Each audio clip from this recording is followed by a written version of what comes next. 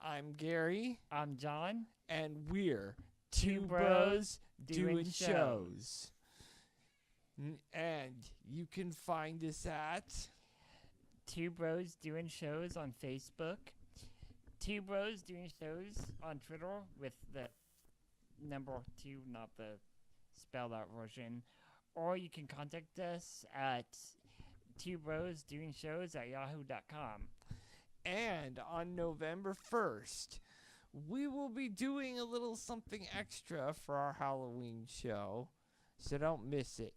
And it is going to be a great show because it is the day after Halloween, and it's the day after Hell in a Cell. Yeah. Well, and we'll be looking a lot less ugly with, a lot more paint. Yeah, so I think the paint's going to cover a few of those pimples, maybe that giant schnoz, just. But in all seriousness, you know, It should be a lot of fun. a few seconds ago, you know what happened? You made the list. But speaking of lists, on Raw, it was supposed to start out with a match between Enzo Amore and Luke Gallows, but started with Chris Jericho just running down to the ring like he was in a panic about something. Turns out, someone stole his list. Who would steal Chris Jericho's list? That's awful. Yeah, How are we going to live without the list, Gary? I don't know. How are we Gary, gonna how live? are we going to live without the list? It's the list. And the But other seriously, though. Speaking of, the honest truth about this little plot twist is it didn't add too much to Raw, in all honesty. Sadly, the whole thing kind of ended in a sort of dud kind of thing. Because it started out really great. I mean, he's sitting there, he's freaked out about the list. Kevin Owens comes down, tries to comfort him. Then, of course, Seth Rollins comes down. And what does Seth Rollins have in his hand? The list. Yeah. And he's just reading it off and trying to get Stephanie McMahon to believe she's on the list. And then in a later little story vignette that they did, I think an hour or so into the show, Stephanie's saying, "Where's the list?" to him and wanting the list back. And he's like, "I don't have a stupid list anymore. I left it in the locker room." Now, And that gets pretty funny because he goes to the locker room, and who does he find but that dude that used to be in 3NB? God, what was his name again? oh, geez. You mean Jinder Mahal? Yes, thank you, Jinder Mahal. And he's trying to tell Chris Jericho, like, if you want the list, you must find inner peace. Yeah. Yeah, he's like, stupid, idiot, stupid, idiot. I mean, this whole Raw was saved because of Chris Jericho jokes. Yes. Like, the rest of it was awful. Pretty boring. And to a degree, for a pre-pay-per-view Raw, this was terrible. Especially considering that the next Raw is Hell in a Cell. Well, it's the one after Hell in a Cell, because Hell in a Cell is tomorrow. So, I'll see ya tomorrow. So, it's going to be interesting to see where that goes. Speaking of things that were in Hell in a Cell, you had Mick Foley out there talking to Sasha Banks and Charlotte. And you know how Mick Foley is very emotional about Hell in a Cell matches. Like, every time he has gone out and talked to other people about being in a Hell in a Cell match, it's like, I'm a victim of drugs. You know? Yeah, it was a really emotional scene because he's just not necessarily talking down to the woman, but trying to get them to understand that this You're is putting not your body on the line. You're going to die because you're going to get hit by a car. Okay, maybe not that much, but yeah, that was basically the kind of energy that McFoley had when talking about this, talking about how he can't walk right, he's in constant pain, and not even painkillers helps him. Although, to be fair, I think a lot of that ear was ripped off. Yeah, well, a lot of that happened in ECW. Yeah. So, I mean, let's be fair here. Yes, Hell in a Cell is a very painful kind of mess to go through.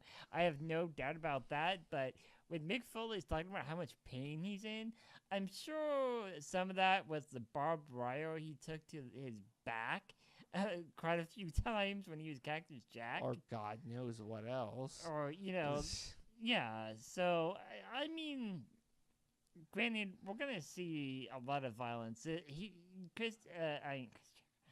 Mick Foley is right. This is a big deal.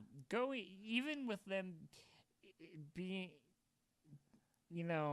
great wrestlers, they're gonna have to really watch themselves if they don't want to. And women, and I don't want to sound too sexist, but it's the first time that women have been put in a match of this type. And this is a match where we have seen men busted open.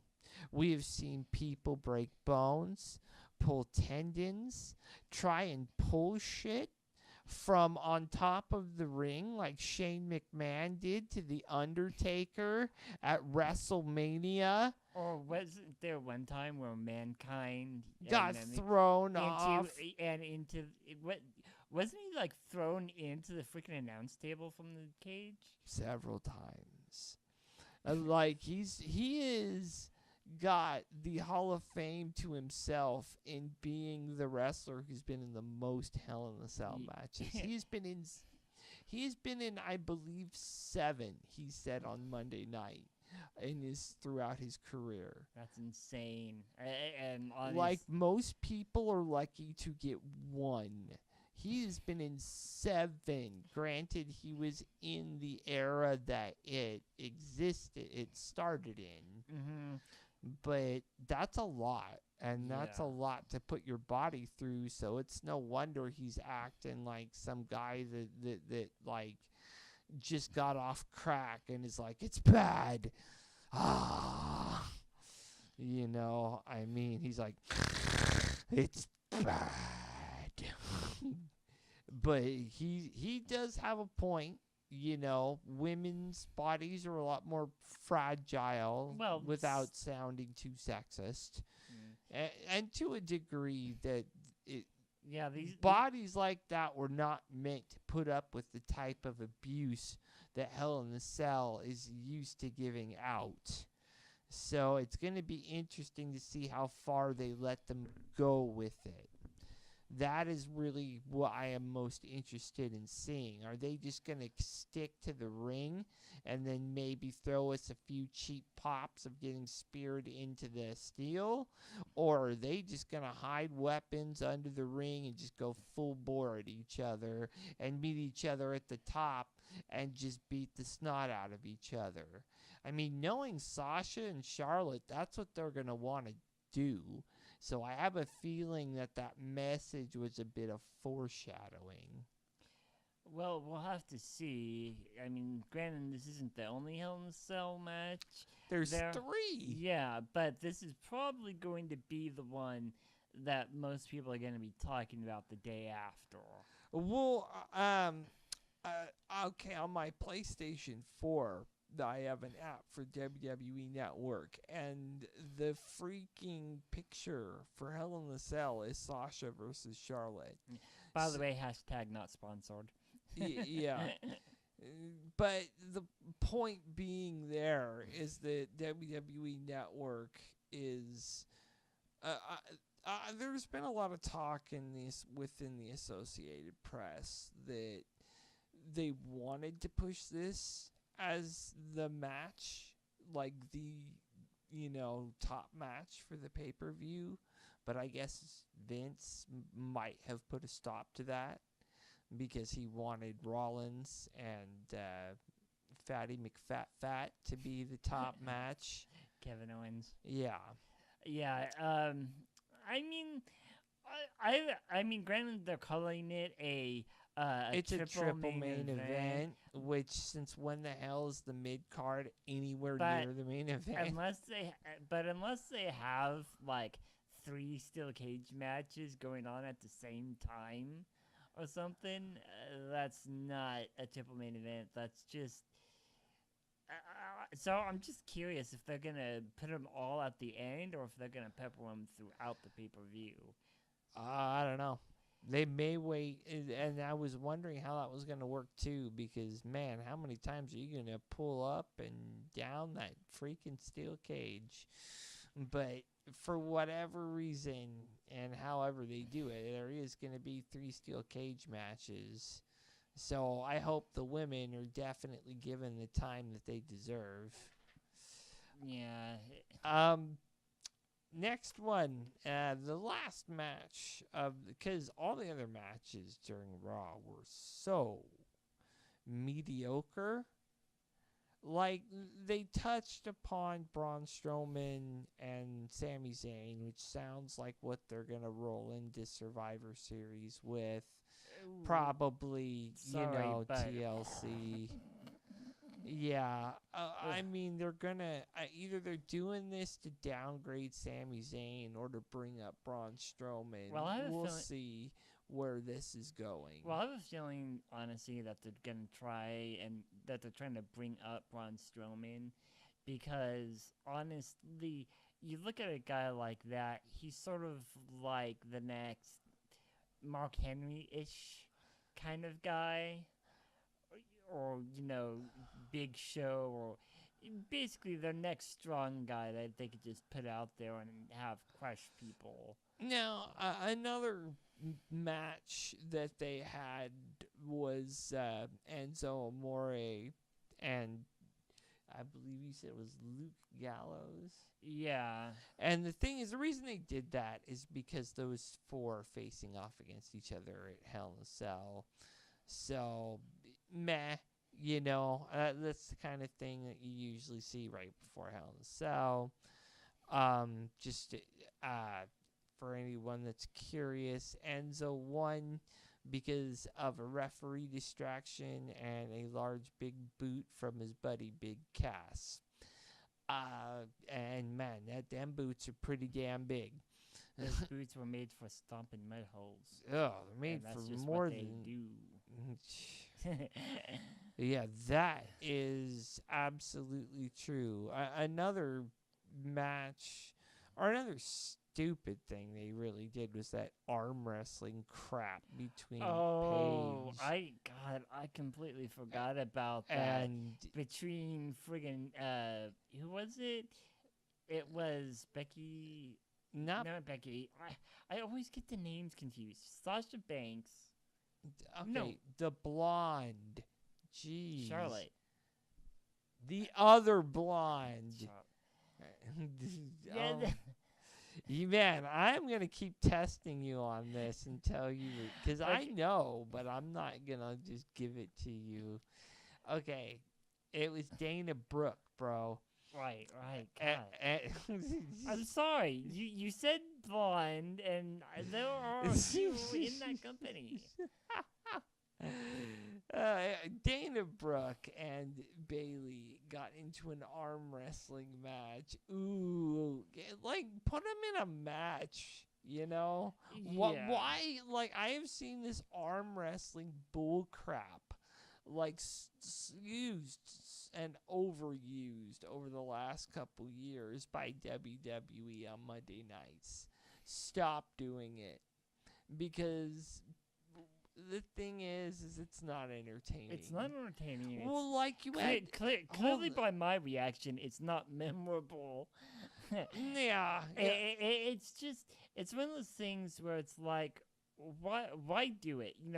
Fine. Have a face to face kind of confrontation, but don't pull that stupid, cheap, gimmicky crap.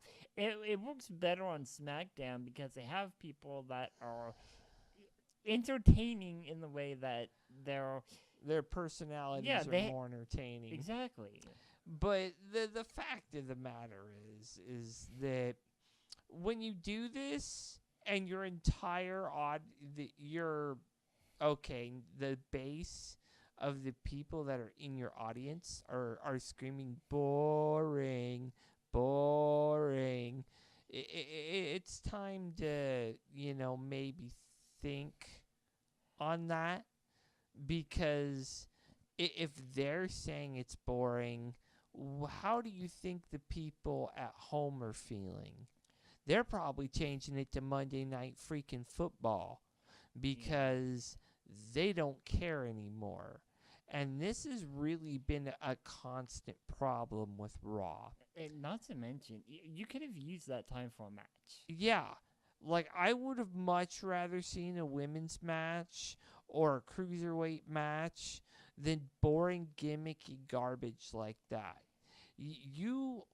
That gimmick has really outlived its usefulness in the current state of the WWE. And honestly, if you're trying to show off Dana Brooke's strength, which I'll admit she's got guns, do that again. Do that through a match. Don't do it through arm wrestling.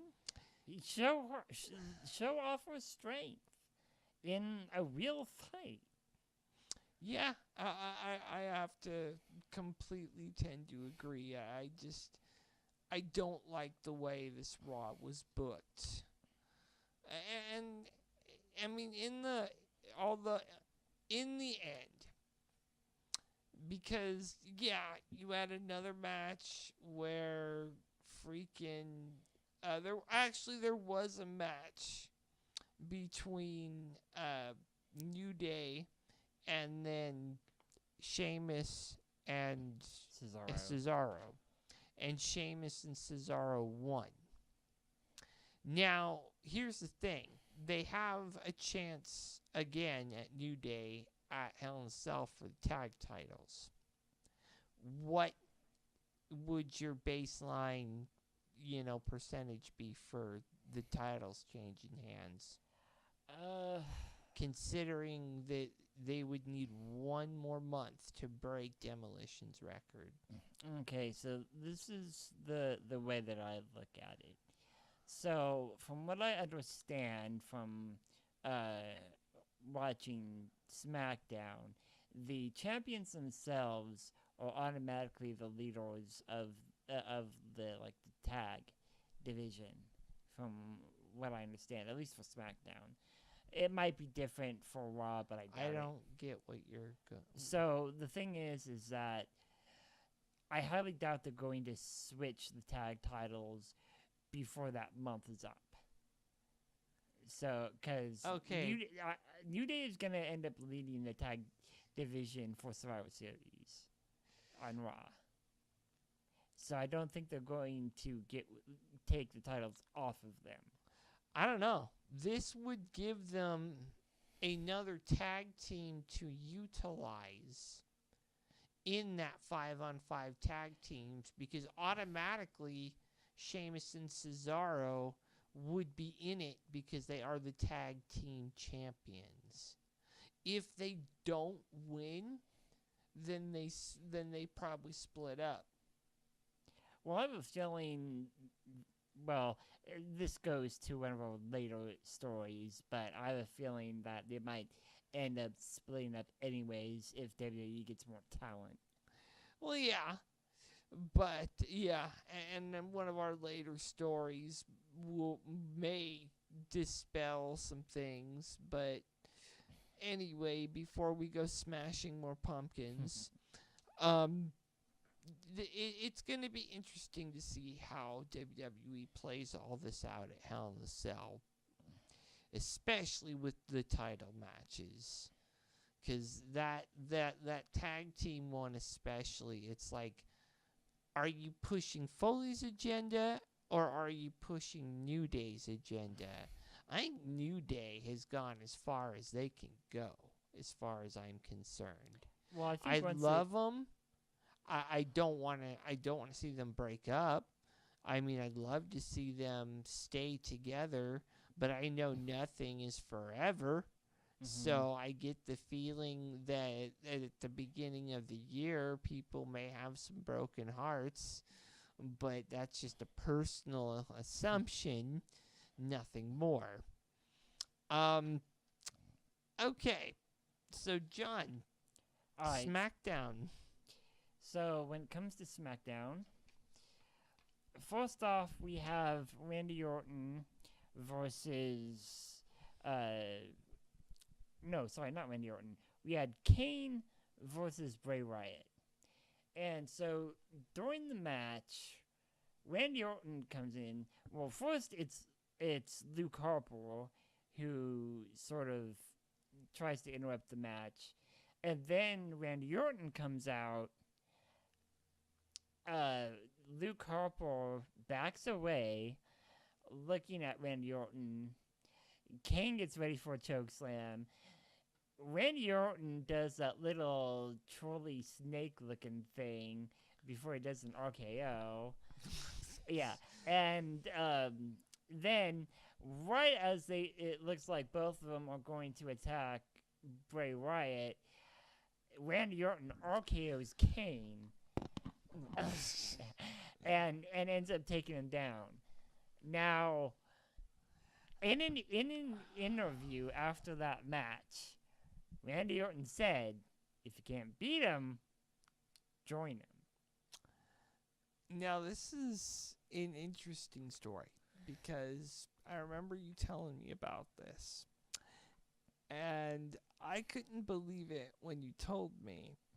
And the fact that this is happening means that they might be trying to give the White family another push, and that I think that they want to have a kind of a Ravens flock kind of a feel. Yeah. And have some big names in there. And I think Randy Orton is definitely a good person because they're not doing anything with him right now. He's not in the world title picture. He's not in the IC title picture. So why not do something interesting with him like that? Not to mention the fact that Eric Rowan is still considered part of SmackDown as well. I mean, technically the last time he was in a group was Evolution, and the only time those guys have, hooked up in the recent tense was that last match that the Shield had together. Mm-hmm. So, I don't know. I like it. Next. Okay, so the next one is that, so Natalya goes again to Daniel Bryan, urging him to choose her to be the team captain for the women's SmackDown 5 and versus Raw 5-on-5. #vote Crazy Cat Ladies.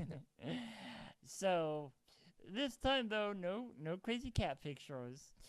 What instead happens is Daniel Bryan goes and says that Nikki Bella also wanted to be the team captain, and what Daniel Bryan decided was that, hey, you both want to be team captain? We have more than enough women, so what's going to happen is I'm going to put you and Nikki Bella in a match, and the winner gets to be the team captain, but the loser is not on the team. Okay, since when does SmackDown have enough women? I mean, what? Somebody gonna make a surprise appearance, or what? Are they gonna grab somebody from NXT? Because I don't see a lot of women on the SmackDown roster. So, anyways, the match happened directly after that, and now Nikki Bella did end up winning against Crazy Cat Lady. So crazy! No more Crazy Cat Lady. Yeah, she is off the team, but as soon as that match ended, Carmella showed up and beat the crap out of her. Again. Well, what's this? Like the sixth time now? It's Carmella, she's obsessed. I wish I had a blonde that was that obsessed. But unfortunately, oh my goodness. That is not the kind of obsession. OBSESSED. Yeah, more like OCD. So next one. James Ellsworth. Oh. Okay, so there was a match, and so since you don't know anything about this whole thing was set up throughout the night. So Dean Ambrose was given a number one contendership match against AJ Styles. Now, what happened first was that James Ellsworth went and thanked Dean Ambrose for all the things that he's done for him. He's so happy that Dean has been there for him, and he wants to make it up to him by being there at his corner during the match. Yeah, if I didn't know anything about this, how is it I came to you and already knew about it? But anyway. Well, you are the one that didn't. I didn't know. Shut up and talk. Okay, sorry. Anyways, so what happened was Ellsworth throughout the night was sulking, and what happened was he had finally broken Dean down enough, and Dean was, looking at Ellsworth and looking at Ellsworth's shirt, looking at Ellsworth and looking at Ellsworth's shirt. And he finally is like, okay, fine, come on, just stay out of the way. So Ellsworth goes and he's at ringside during the match, and AJ Styles sorry. And AJ Styles takes every single opportunity he has to kick the crap out of Ellsworth while also kicking the crap out of Dean Ambrose. Now, after about, I think the third time AJ Styles attacked Ellsworth, Dean Ambrose had done a sort of like suicide dive and attacked AJ Styles, I think. He sent him over the top rope or something like that. Okay. AJ Styles was down. James Ellsworth was still down after the last time. James Ellsworth gets up. AJ Styles gets up.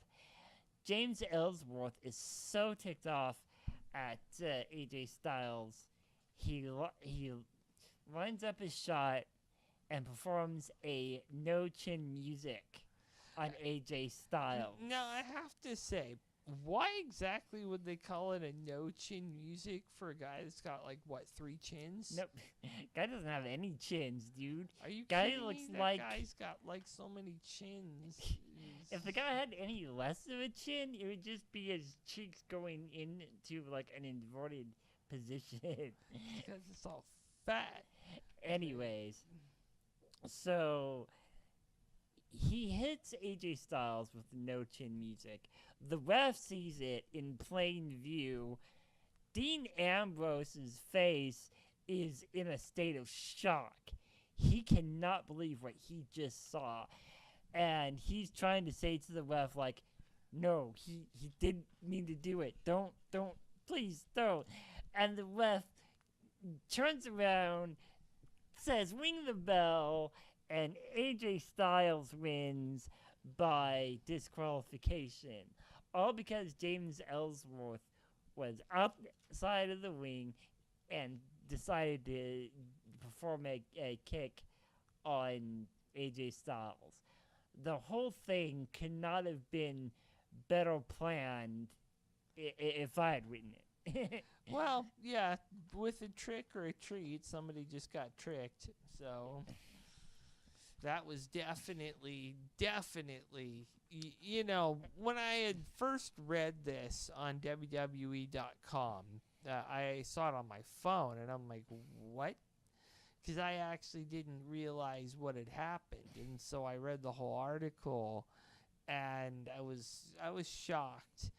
So if Dean doesn't have a title shot, Then who does? exactly, who is the number one Okay. contender? Since John Cena ain't coming, and Dean is not number one contender anymore, which is bullshit. But Well, there is still one person that's number one contender, technically. who? James Ellsworth still has 2 wins over AJ Styles. Yeah, but stop playing the James Ellsworth card. That's stupid. Just get the Goonies out of the fucking squad, because I know. Fuck that. So, what I feel is going to end up happening, and I'm just going to put this out there right now, is I am theorizing that it's going to end up being either a 2-on-1 or some sort of triple threat match the next time between James Ellsworth and AJ Styles. I get the feeling, And or at least Dean. I hope, that James Idiot, freaking Gilbert number 2, doesn't. In fact, if you look it up, he took a picture with Gilbert. I mean, they are literally molding him into Gilbert 2.0. I mean, it's stupid. Because guess what, folks? No one liked Gilbert. No one will remember Gilbert. And Gilbert will be very lucky to make it into the Hall of Fame for anything. The only reason why Gilbert was even there was just to make fun of Goldberg. Because Goldberg was coming back. Well, because he was, well, actually, at the time, he was in WCW, and they wanted to make fun of the gimmick. So you're talking about... I'm talking about, like, way back in the Attitude Era, where China kept beating the crap out of him. Yeah, I mean, please, just get... I'm disappointed because they would fall back on using such a gimmick. And it disappoints me as a wrestling fan, because I don't want to see a guy like James Ellsworth, who belongs in the indies and should have stayed in the indies if he couldn't keep in shape. I mean, he has a face that only a freaking bath towel could love. And let's just be honest here. Dang. Sorry. When it comes to James Ellsworth, the only thing he's good at is giving friggin' sucker punches And super kicks. and sucker super kicks. And I'll give him that. He certainly knows his moves, but he don't got the body for it. So And clearly, they're making it abundantly clear in WWE that he doesn't have the moves for it either, because he's only done like the super kick and like maybe like one sucker punch to AJ Styles, and that's pretty much all he's gotten off on him. yeah, and here's the thing: you're gonna put him. You really think that they're gonna put him in a match with AJ Styles and freaking Dean Ambrose? Yeah, I do, because I think they're gonna take this to as much of a conclusion as they possibly can. They're not gonna have James Ellsworth go off into that good night. They're gonna keep him around for at least a little while longer until they get everything all settled between Dean Ambrose and AJ Styles, or at least until Cena comes back. Well, Cena's not going to be back till the beginning of the year. And God help us all if they freaking decide to keep him till the Rumble. Ugh. Just get him off my television now, because he sucks. Well, But anyway... if nothing else, the Rumble might be like the last time we'll see him as like a participant, but then he'll like as soon as he gets No. in, he'll As a be participant, eliminated. no, not after not after last year's Rumble and how good it was. You got a bar to set, bro. That would be going under the bar. I'd rather see the Spirit Squad get a spot than that fool. Well, they'll probably get a spot anyways, but who knows? Speaking of which, that's another tag team you could probably throw into the tag team match now. Yeah. And he and I in a previous show had been wondering what tag teams were going to make it in. It seems like there's more tag teams on the SmackDown side at this point than there are on the Raw side.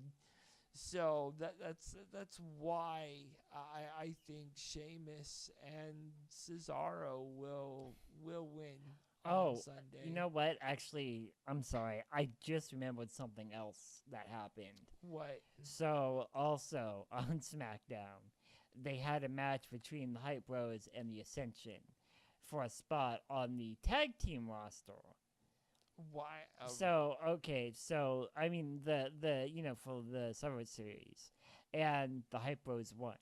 He's not hype. Well, apparently they stay in hype because they are now along with the tag champions Rhino and Heath Slater, because he's got kids, and they so they won. So those four are those guaranteed two to be in. Yeah. Well, if they off the Ascension, the only people they have left are the Vaudevillains, the Mexican gangster Usos with their neon green boots that give me a headache, and oh well, okay. So don't forget the Shining Stars as well. that's Raw. No, I'm pretty sure that's Shining Stars are Raw.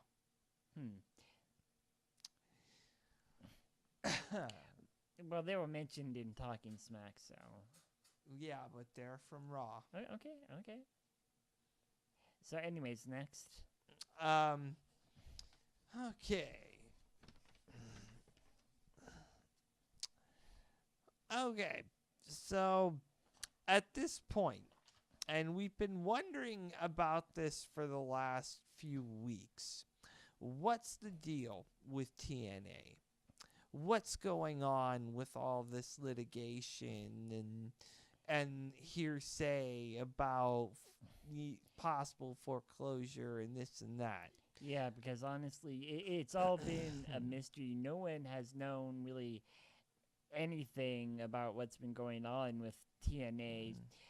We knew there was a lawsuit, but everybody just didn't know what it was. Why did Corgan decide to A, get a restraining order on Dixie Carter, and B, decide to sue TNA and its subsidiaries? Well, now we finally have an answer. Yeah. Apparently, now that it's all public, the company has gone into a state of an insolvent state, meaning that it is worth less than what the company owes, or meaning the company has more bills than it's worth in total value. The other problem, they haven't been able to pay a lot of their wrestlers for at least the last few tapings, was what we're told. So, and this is according to PW Insider and Dave Meltzer, so this is official.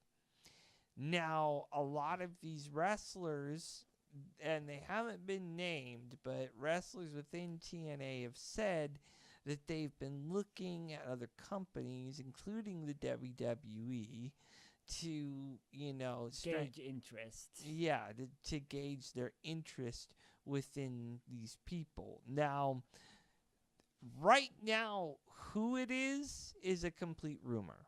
So no one has come out and officially claimed, yeah, I've talked to the WWE.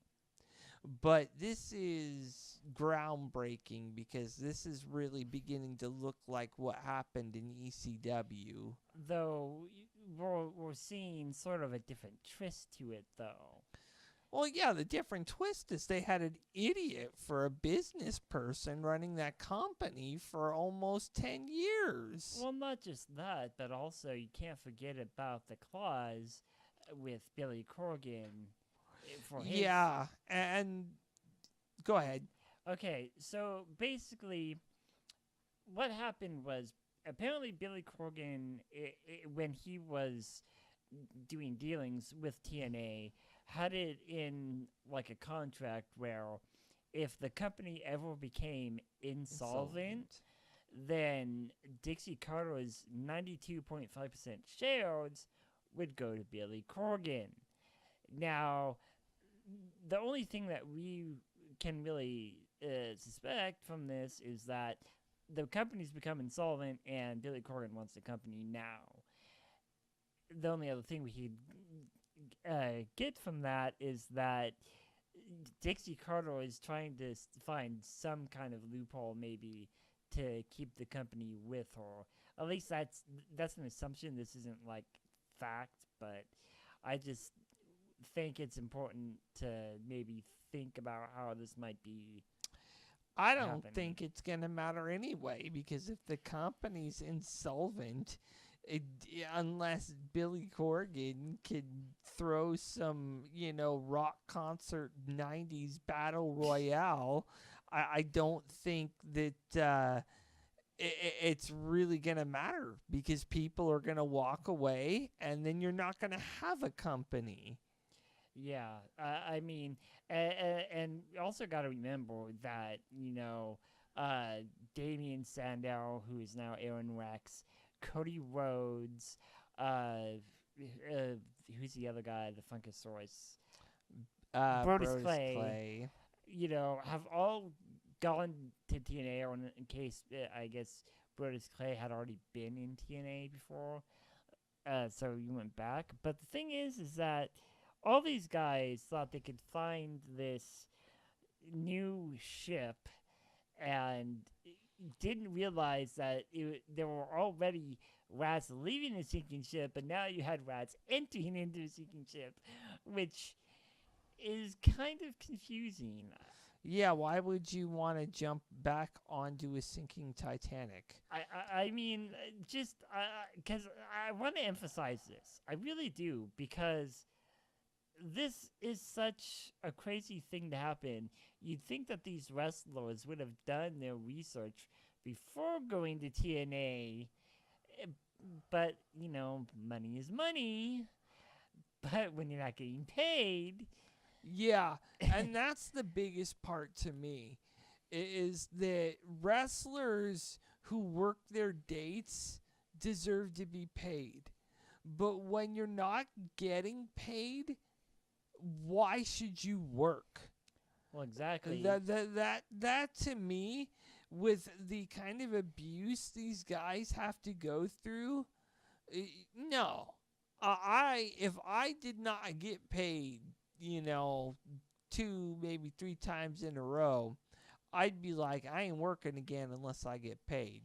Yeah, which is leading a lot of these wrestlers to consider suing for breach of contract. Yeah. Which is perfectly understandable, and it shouldn't surprise anyone, because, I mean... again, this is the same kind of thing that happened in ECW. Yeah, but here's the problem. How can you sue something that doesn't have any money to give to you? I mean, this at this point, also, if the wrestlers do sue for breach of contract, this is another thing to think about. If Billy Corgan gets those 92.5% shares, does the money fall back on Dixie Carter to pay to them, or Billy Corgan? Well, I think at this point, since if this does go to court and it's between Billy and Dixie, then it's definitely going to be, I have a feeling, Billy Corgan that's going to win out, and he's going to own the company. Whether or not there are going to be enough wrestlers to keep the company afloat, who knows? But yeah, I am calling it right now. By the time let's say by the time February comes around, there will be no more TNA.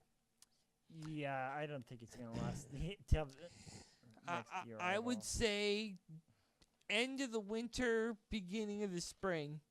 So I would say March at best. That company has until it is officially done, because as much as I love TNA, I like TNA as much as the next guy.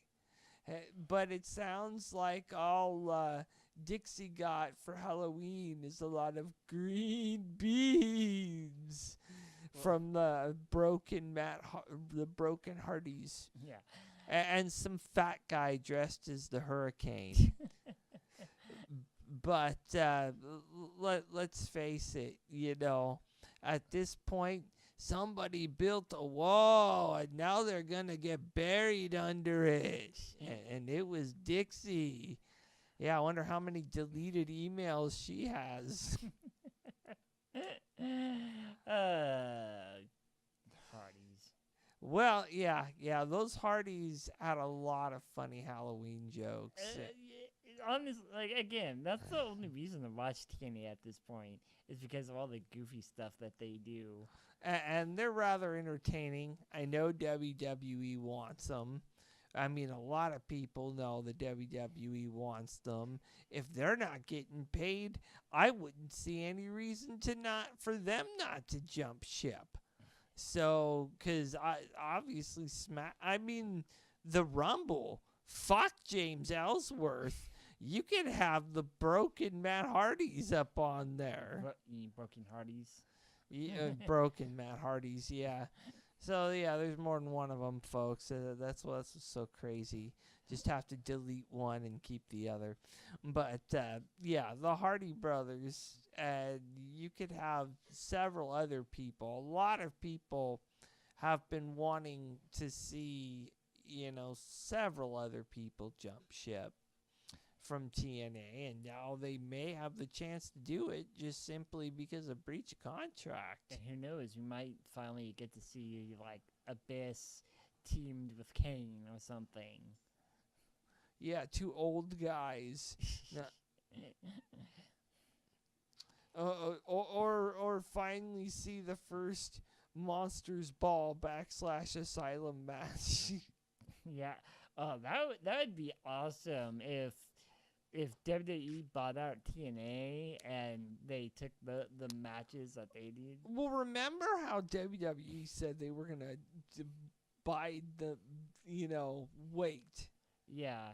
And you see, this is how they got ECW, is because they chose to wait. And that could also be why Dixie is refusing to let Billy Corgan have her shares, is because she's trying to make it so that Billy Corgan can't have control of it, because he probably wouldn't sell it to WWE. He'd rebrand it as something else and try to rebuild the company. I mean, that's, again, just an assumption, but that could be the reason why this whole thing has gone south faster than friggin' chili on freaking Mexican Food Day or something. I don't know. Yeah, it's gone south faster than Taco Bell, out at midnight. But honestly, the fact is that it's really important for both sides, Dixie and Corgan, to make the right decisions at this point if TNA is going to survive. So, and I really don't know if it's going to do that. So, I've said this once, I'll say it again. I don't want people to be out of a job. I don't want people to be delegated down to the indies. But yeah, some of the guys on TNA aren't terrible. No, they're not. Yeah, I just don't think that a lot of them I think would be great. Like, I don't think their knockouts division is as good as it used to be. But I think if you took a few of those women, you stuck them in NXT for a year, they'd be ready to go. And not to mention the fact that you could take some of the X Division people and put them in the Cruiserweight division. Yeah, and then there are guys like, I mean, there's plenty of people. Yeah, in there that was company. enough there to kind of scrounge around for, even if you don't take everyone, which obviously wouldn't happen. Right, They'd because still have they're not gonna want guys like Cody Rhodes because they're not famous for going back to talent that left them in the first place. They don't normally do that. Yeah. I don't honestly, when it comes to like maybe in the future we'd see Cody Rhodes. If he ever wanted to come back, and Yeah. as long as I mean, it would be under a clause with him that you don't make me go back to that stupid Stardust gimmick. Yeah, well, I think they're kind of done with that since Well, they've taken the Ascension off of that stupid, d- you know. no, but the WWE is pretty famous for humiliating the Rhodes family, and I'm not sure why, and what the deal is with that. Not to mention double that with people that went back to WWE from a rival company as well. Because remember what they did with Christian. Yeah, that's true, but Christian waited for like 2 years. This would be less than a year that Cody Rhodes would be gone and then wouldn't have a company. So I don't think they're going to be so forgiving. Well, Not to yeah. mention, Christian proved himself as a singles wrestler while he was in TNA. He only ever wanted the chance to prove himself as a singles wrestler after they split up him and Edge. He didn't get that chance. He didn't get that chance until after he left for TNA. The fact of the matter is that while TNA was never a threat, it was a way for guys to build their names. Up until Hulk Hogan. Yeah, well, let's not talk about Hulk Hogan because Yeah. he sucks. But anyway, at this point, I'm Gary, I'm John. and for Two Bros Doing Shows, Top Guys out.